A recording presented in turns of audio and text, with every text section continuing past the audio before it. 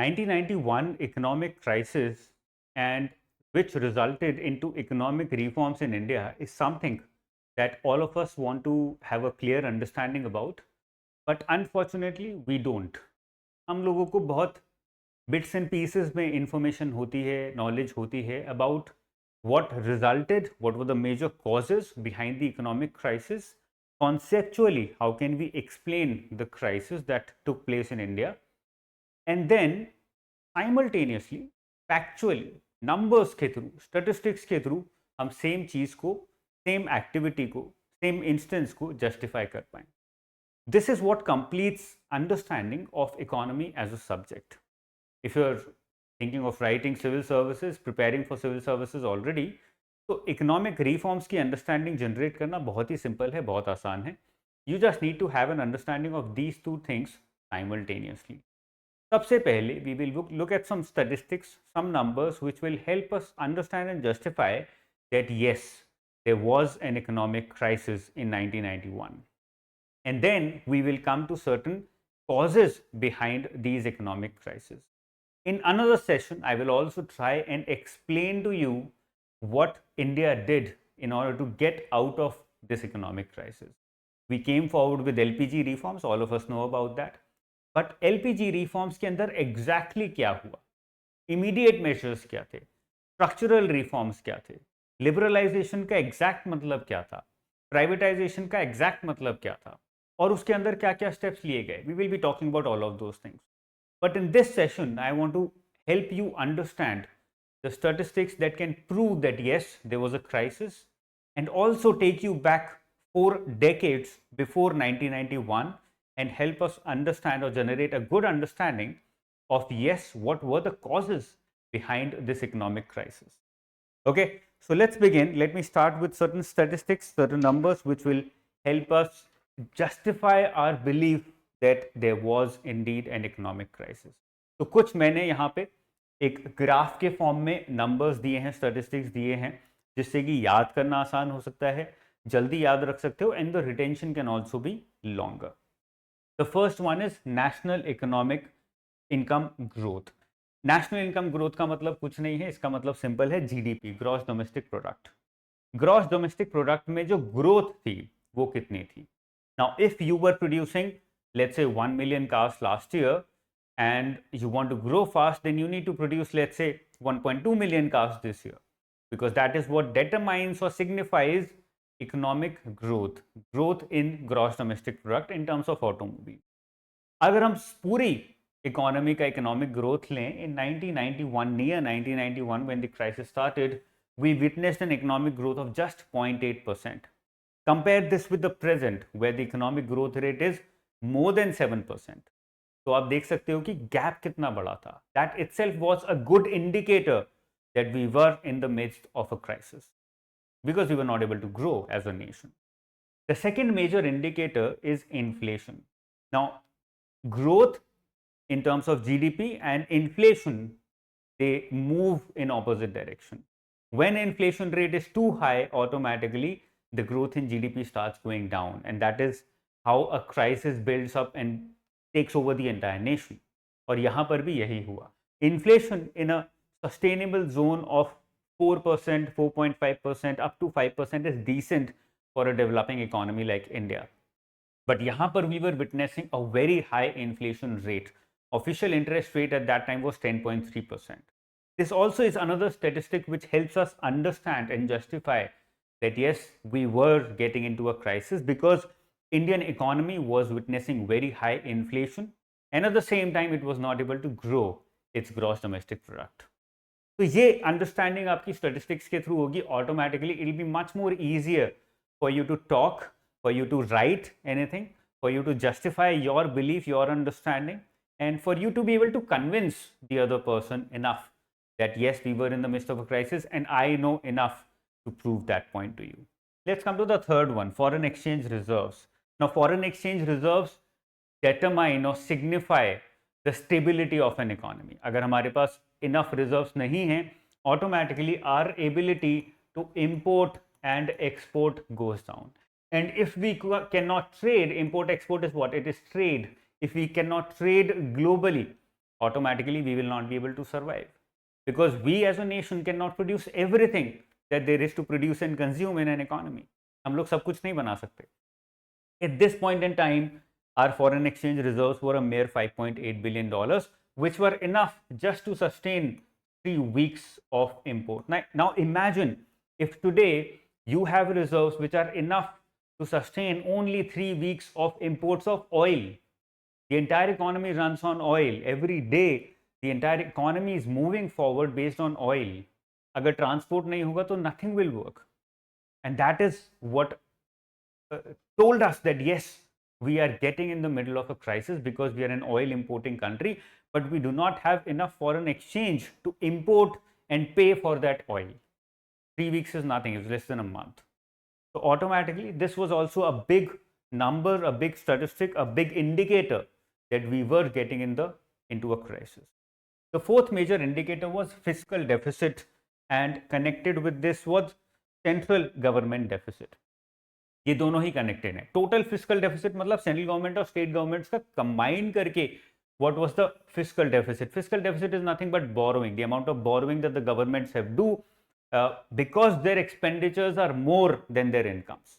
मेरा जो yearly revenue है, it is less than my yearly expenditure. If let's say I am earning and I am let's say earning 50,000 per month, but my expenditure is 70,000 per month, then I'll have to borrow the remaining 20,000 in order to just sustain, not even to grow or save or invest, just to sustain myself. And this was the problem at this point of time, both with the central government and with the state governments. The central government was in the middle of a deficit of 7.8% of GDP at that time, which was very, very high. FRBM gave a target of fiscal deficit of 3%. तो उसके double से भी ज्यादा हम लोग fiscal deficit में फंसे हुए थे. That meant that the government had either already borrowed in the past and were required to pay heavy interest payments, or they were required to borrow heavily right now because their revenues were less while their expenditures were too high, which is an unsustainable scenario. So at that point in time, we saw that the central government fiscal deficit is 7.8% of GDP, and if we combine central government and state governments, तो 11.2% of GDP बन जाता था ये, which gave us an indicator that both the central government as well as the state governments were not performing well. They were spending way more than their revenues. तो या तो उनकी revenue earning capacity कम थी, या वो कमा नहीं पा रहे थे because economy is not growing, people are not producing enough. जब लोग ही नहीं प्रोड्यूस कर रहे हैं तो इकोनॉमी ग्रो नहीं कर रही. अभी लोग प्रोड्यूस ही नहीं करेंगे, कंज्यूम ही नहीं करेंगे, तो टैक्स कौन देगा? टैक्स नहीं देंगे तो ऑटोमेटिकली हमारा रेवेन्यू कम होगा. रेवेन्यू कम होगा तो हमारा डेफिसिट बढ़ेगा because our expenditures can not reduce in the short period of time. I hope that is clear. So these are two major indicators that gave us an idea that we are in the middle of a crisis because the government is not running sustainably in terms of its revenue and expenditure. The last indicator was deficit financing. The level to which the government was trying to finance its deficit by printing money, by forcing the RBI to print more money, which is called as monetization of deficit. So RBI, government as well as the RBI were also printing a lot of money, and जब आप बहुत ज़्यादा print कर लेते हो currency तो inflation बढ़ने लगता है because people have a lot of money in their hands. पहले 100 रुपए थे, अब मेरे पास 1000 रुपए जेब में. My capacity to spend has suddenly gone up.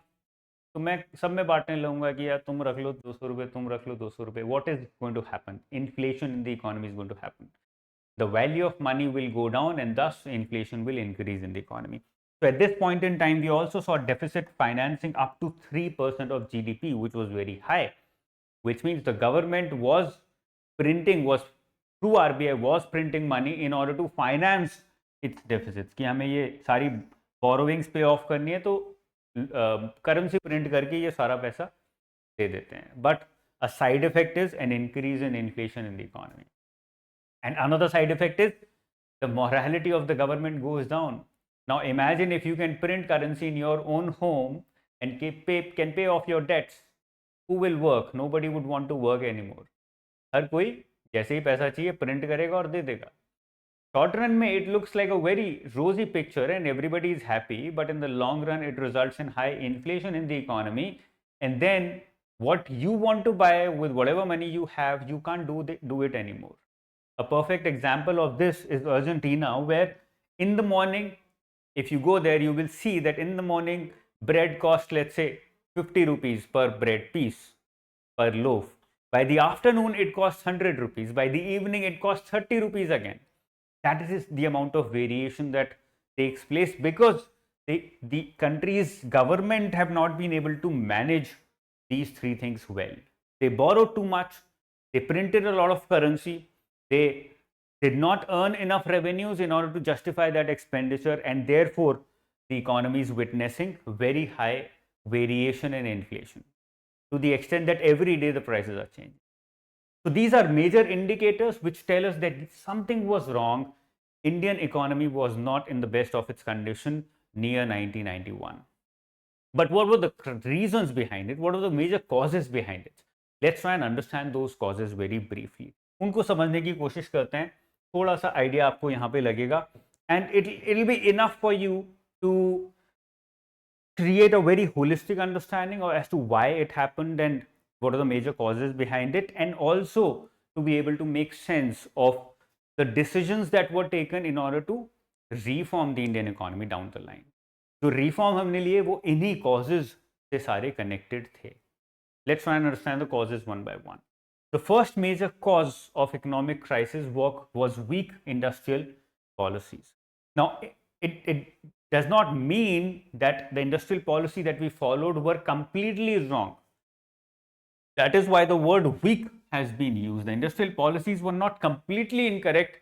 They were, I think, required at that point in order to build up Indian economy, but these industrial policies created some weaknesses, and those weaknesses ultimately resulted in the economic crisis. Now, what were these policies and what were the weaknesses in these policies? The first one was Nehru-Mahalanobis model, जो हमने 1950s में start किया था, adopt किया था. This model focused on creating big or large basic industries. Sounds very good. There's nothing wrong because we wanted to shift our economy from being an importer of capital goods to being an exporter and producer of capital goods, because capital goods are expensive. अब एक tractor बहुत महंगा आता है, but एक गाय और एक हल उतना महंगा नहीं आता है. क्यों? Because tractor is a capital good. Tractor में स्टील लगा है, आयरन ओर लगा है, एल्यूमिनियम लगा है, टेक्नोलॉजी लगी है, मशीनरी लगी है. That requires a lot of human resource value addition as well as lot of capital goods like steel and iron ore. इसको extract करके बनाना पड़ता है. Now we realized that, and after that realization we said, okay, let us create a model which we call as Nehru-Mahalanobis model, जिसमें हम लोग बड़ी बड़ी industries setup करेंगे, बड़े बड़े एजुकेशनल इंस्टीट्यूशन सेटअप करेंगे. Now the industries that you see today like ONGC, SAIL, all these are industries that were created at that time under this model, and therefore it was not a completely incorrect model, but there were some weaknesses in this model. Because we did not have enough money in order to create these large basic industries, so we borrowed a lot of money in order to be able to create these industries, number one. And secondly, because it was assumed, the word assumption is important, it was assumed at that time that the private sector cannot create or build up these big industries. It does not have enough money. बहुत private sector में बड़े बड़े industrialist नहीं हैं. So the government has to do it. So majority of these industries were created and controlled by the government directly or indirectly. Because of this, what happened? Because of this, bureaucracy percolated into the functioning of these large basic industries, capital good industries. इसकी वजह से हमारे investment returns काफ़ी low हुए, because we were not efficient, because they were majorly controlled by the government, and government by far, because it's such a big machinery, it becomes inefficient because it is welfareist in nature, not profit oriented. तो जो enterprises होते हैं वो काफ़ी inefficient तरीके से काम करते हैं. आज के educational institutions देख लो, सारे private educational institutions are doing better than government institutions. Only the big government institutions which were created 7 decades back are able to do well, and even they are falling down. Why? Because they're inefficient. Why are they inefficient? Because government controls them. And दो ही तरीके हैं, या तो privatise करो या government को push करो कि वो एफिशिएंटली काम करे. But we were not able to do that because we did not know कि गवर्नमेंट इंस्टीट्यूशंस इनएफिशिएंट होंगे तो क्या नुकसान होगा उसका. And because of that, we were able to create these big industries, but they were controlled by the government and they were inefficient, जिसकी वजह से हमारे रिटर्न्स बहुत लो रहे, जिसकी वजह से हमारी प्रोडक्टिविटी बहुत लो रही. तो हमने इन्वेस्ट तो कर दिया 1 लाख करोड़, बट हमको प्रॉफिट नहीं मिल रहा है. So they start becoming a liability rather than an asset for the economy and for the government as well. This was one major reason which ultimately resulted in economic crisis, because इसकी वजह से सरकार के expenditures बढ़ते हुए चले गए, but their revenues were not increasing. And the second major reason was heavy private sector regulation. मैंने आपको बताया था, we assumed that the private sector did not have enough money, did not have enough expertise to be able to create these industries. But होना क्या चाहिए था, private sector के पास उतना एक्सपर्टीज नहीं है, पैसा नहीं है, तो you try and promote the private sector जिससे कि वो कर पाए. ऐसा तो नहीं है ना कि आज नहीं है तो कभी नहीं होगा. They will become efficient, they will have enough resources to be able to do it down the line, but the government's policies were heavily regulating the functioning of private sector. तो सरकार इस तरह से काम कर रही थी कि हम ही सब कुछ कर लेंगे. That was the assumed ideology that did not allow the private sector to grow. तो प्राइवेट सेक्टर ग्रो नहीं कर रहा है, गवर्नमेंट ने बहुत सारी बेसिक इंडस्ट्रीज क्रिएट कर दी, but they are not efficient, और प्राइवेट सेक्टर एग्जिस्ट ही नहीं करता है. So there is no competition. अगर मैं खराब फोन भी बनाऊंगा, इट डजंट मैटर. जैसे BSNL, MTNL used to work till early 2000, and all of us know the condition of network, mobile network in our country, communication networking in our country at that point in time. Why? Because BSNL was highly inefficient. Why was it inefficient? एक तो सरकारी है, ऊपर से there is no private sector competition, so there is no incentive to do well, to do better. Because of this heavy private sector regulation, the government kept doing all these things and the private sector did not get a chance to prove itself, and the government did not face any competition, जिसकी वजह से वो loss से profit में आ ही नहीं पाए.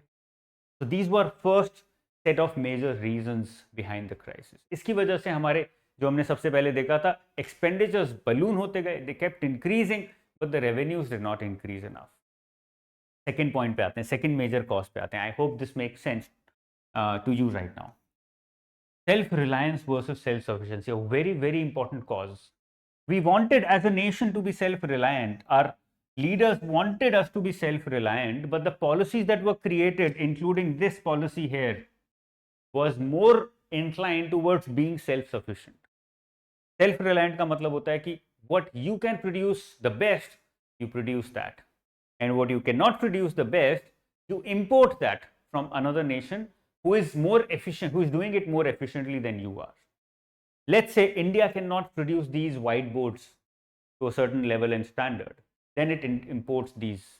But India can produce very high quality laptops, or let's say very high quality drones, then it starts becoming even better in that drone technology, and then it start exporting those drones to the entire world. That is called as self-reliance. But self-sufficiency क्या कहता है? Self-sufficiency कहता है कि हम ही सब कुछ produce करेंगे, हम ही सब कुछ कंज्यूम करेंगे. What we cannot produce, we will not import. हम सब कुछ खुद कर सकते हैं. An outcome of this was the government was trying to produce everything under the sun which was required in the economy. सरकार HMT वॉचेस भी बनाता थी, सरकार ब्रेड भी बना रही थी, सरकार कार्स भी बना रही थी, सरकार एयर इंडिया भी चला रही थी. The government was trying to do everything. Now, it is not the government's responsibility to create watches, something like a watch or something like bread, unless कोई bread बना ही नहीं सकता. Of course, the private sector can make bread, but आपने उनको chance ही नहीं दिया, बहुत ज़्यादा रेगुलेट कर दिया, वो उनके पास इंसेंटिव ही नहीं है कुछ क्रिएट करने का, और आप खुद करने की कोशिश कर रहे हो where you know that you will not be efficient. तो आप ब्रेड की क्वालिटी बहुत ख़राब बनाओगे, आप गंदी क्वालिटी की वॉचेस बनाओगे. That was one of the major reasons behind the crisis, because the government was trying to do everything because it believed in self-sufficiency, where it wanted to believe in self-reliance. Aimed for self-reliance, but the government policies supported self-sufficiency. मैंने आपको example दिया HMT का और उसके बाद bread का.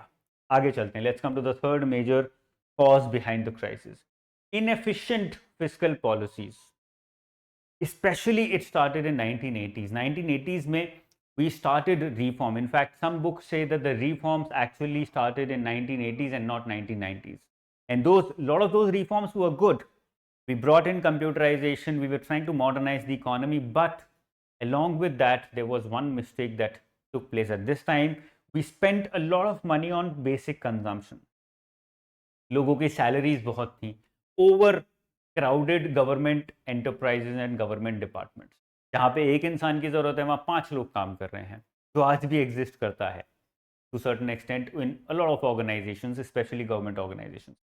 So there was a heavy focus on spending all of that you were earning on consumption.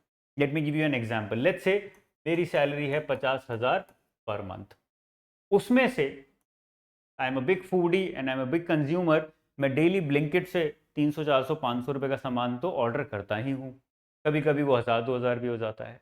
I know कि Blinkit में महंगा मिल रहा है, फिर भी I am too lazy to go out into the central market and buy it cheap. मैं सब कुछ वहीं से खरीद रहा हूँ. तो 50,000 में से 40,000 तो मैंने कंज्यूम करने में ही खर्च कर. Now I am left with only 10,000. अब मैं जहाँ रहता हूँ उसका रेंट ही लेट्स से 30,000 है, तो 30,000 रेंट में भी जाना है. तो मुझे पता है यार ऑलरेडी शॉर्ट पड़ रहा है, लोन लेना पड़ेगा कहीं से, पेरेंट से मांगूंगा, दोस्त से मांगूंगा, where I know that I might not be able to pay it back, क्योंकि कंजम्पशन मैं कर नहीं कर पाऊंगा. My life style has expanded too much. मैं कपड़े भी खरीदता हूँ ऑनलाइन बैठे बैठे, अमेजोन से, ब्लिंकिट से, इंस्टामार्ट से. आजकल तो इंस्टामार्ट ब्लिंकिट पे कपड़े भी आ गए. तो I keep doing that shopping also, and I spend another 10,000 on shopping every month. So I'm so focused on consuming rather than investing, rather than saving. I'm not able to create the right balance. Ultimately, what will happen? I'll be in debt. Either I will have to do something and increase this salary, or I will have to tell them कि यार मैं ये पे नहीं कर पाऊंगा तुमको, जब सैलरी बढ़ेगी कुछ होगा तब दे पाऊंगा. So I'm defaulting on my debt. मेरी सारी जितनी भी मेरी वैल्यू थी मार्केट में, अपने दोस्तों में, अपने पेरेंट्स में, वो सब खत्म हो गई. Why? Because I've defaulted on my debt. मैंने सारा पैसा कंजम्पशन में निकाल दिया. अगर इस 50,000 में से आई वॉज इन्वेस्टिंग 20,000 और उस पर मुझे कुछ रिटर्न आ रहा होता मंथली बेसिस पे, अल्टीमेटली क्या, I would have used that money in times of crisis, but I did not have that kitty, I did not have that investment kept aside. The same happened with the government. Government was spending heavily, especially starting 1980s, but majority of this spending was going into consumption and not investment. और क्योंकि हमने बहुत ज़्यादा consumption में, salaries में, administration में पैसा डालना शुरू कर दिया, वी न्यू इससे कुछ रिटर्न नहीं आएगा.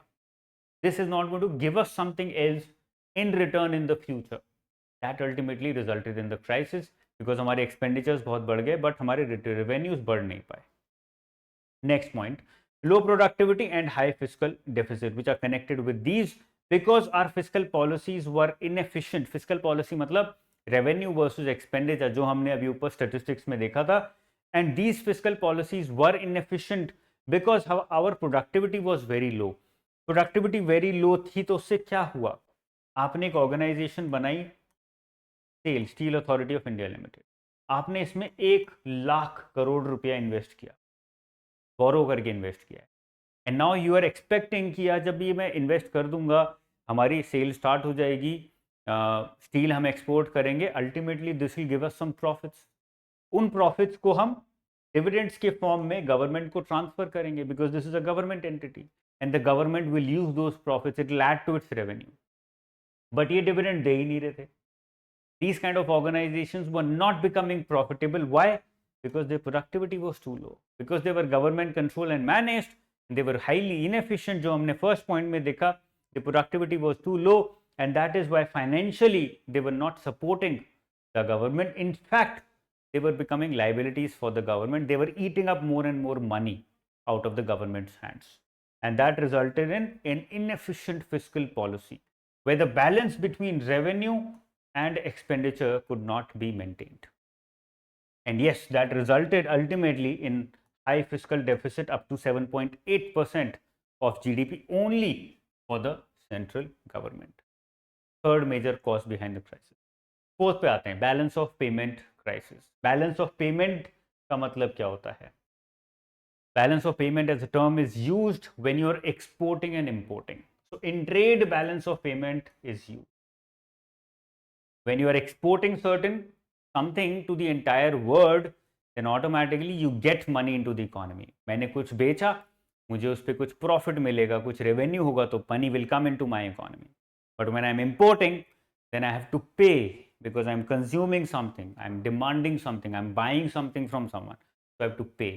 So balance of payment is that balance between import and export. Now this balance was broken. This balance was distorted at this point of time. We were importing too much, but we were not able to export that much.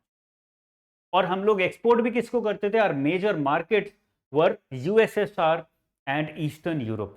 ये हमारी major markets थी. But because of various reasons USSR broke down and the Gulf war also started in the Middle East. इसकी वजह से हमारे exports काफ़ी कम हो गए and our imports became even more expensive. So if I have to explain in a nutshell, हमारे imports बढ़ते चले गए. क्यों बढ़ते चले गए? Because of Gulf War.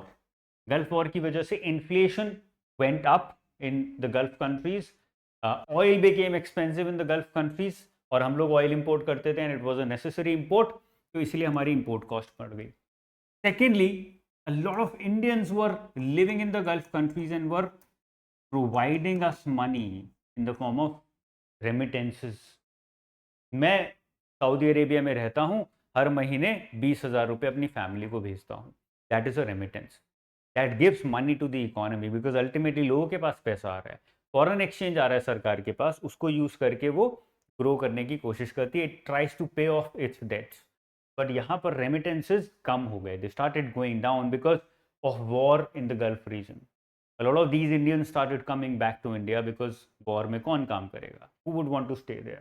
So remittances dropped.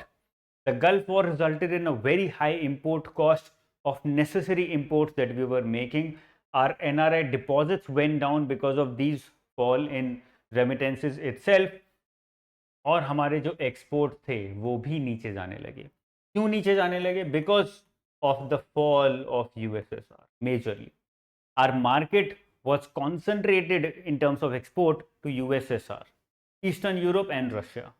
और जब ये पूरा region it fell apart, then automatically the consumption, the growth of this region went down, and when that went down, we were not able to export enough. और कोई हमसे export खरीदना नहीं चाहता था at that time. It takes a lot of time to build up your market.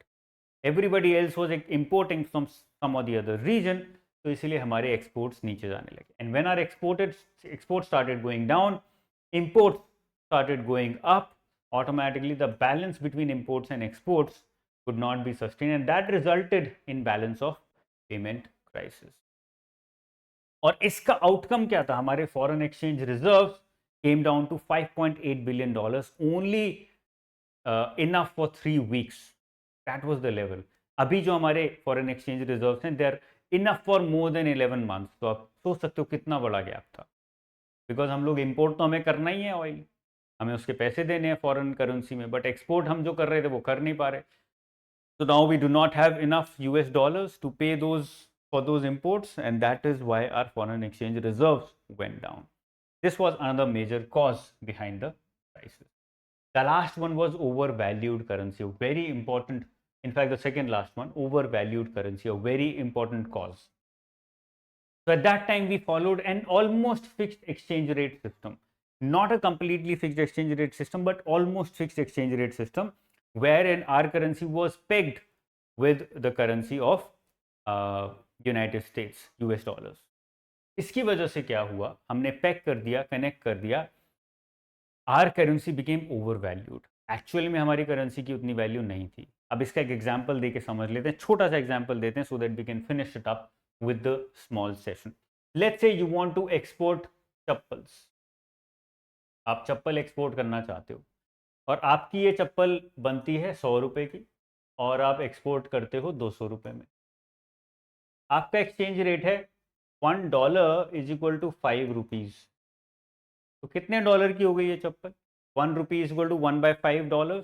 तो 200 rupees is equal to 200/5 dollar, मतलब $40. $40 की ये चप्पल है according to the exchange rate, because जो भी खरीदेगा वो डॉलर में खरीदेगा, रुपीज में नहीं खरीदेगा. It might be cheap in India, but it becomes very expensive when it goes to the US. On the at the same time, there is another country, let's say Vietnam or China, which is also exporting, also wants to export chappals to the US. उसका exchange rate कोई भी हो, कुछ भी हो, कोई फर्क नहीं पड़ता. But just because of exchange rate, it can sell it for $20. Not because they are making it cheaper. It might actually be more expensive than 200 rupees, but because the exchange rate is not so overvalued, they're able to sell it in the US for $20. अब US वाले importer के लिए तो ये सस्ती है ना, वो ये क्यों खरीदेगा? So just because of an overvalued exchange rate between INR and dollars, we were not able to export enough. And that overvaluation happened because हम लोगों ने fixed exchange rate create किया हुआ था. हमने बोला था कि $1 ₹5 के बराबर ही रहेगा, doesn't matter what the market says. The market demands that it falls down from 5 to 20 rupees. Right now it is more than 80. अगर ये 20 हो जाता तो ये $10 की हो जाती चप्पल, और जैसे ये $10 की हो जाती यूएस मार्केट में, a lot of these chappal makers would have been able to sell it very easily, competitive हो गए immediately. That was not happening at that time purely because of fixed exchange rate system. That made our exports uncompetitive, and above that, that made our industries also inefficient, क्योंकि वो export नहीं कर पा रही हैं. Indian market में कितना ही आप प्रोड्यूस करके सेल कर लोगे, यहाँ पे वैसे ही लोगों की purchasing power was not that high at that time. Let's come to the last major point, fall of USSR connected with BOP crisis, जो मैंने आपको एक्सप्लेन ऑलरेडी कर दिया है. USSR and eastern Europe were की markets and they collapsed in 1991 after the Cold War, and this resulted that India was required to change its economic policy in order to be able to compete globally. अभी तक तो हम USSR को सब standard products बेच देते थे, but because the US was a capital market, Europe, Western Europe was a capital market, we had to be able to compete globally. And in order to compete globally, या तो हमारी quality बहुत अच्छी हो या हमारा प्राइस बहुत कम हो. उसके लिए हमें पॉलिसी चेंजेस करने पड़ते, जैसे कि फ्लेक्सिबल एक्सचेंज रेट सिस्टम, जैसे कि प्राइवेट सेक्टर के रेगुलेशंस कम करना. अब ये पॉलिसी चेंजेस एक दिन में तो नहीं होंगे, they require years, and because we could not make these changes in time, it resulted in an economic crisis for India. So these were the major causes behind the economic crisis of India and the statistical justifications behind the crisis. I hope they're clear to you now. In another session, I will bring up the reforms that we did after we went through this crisis.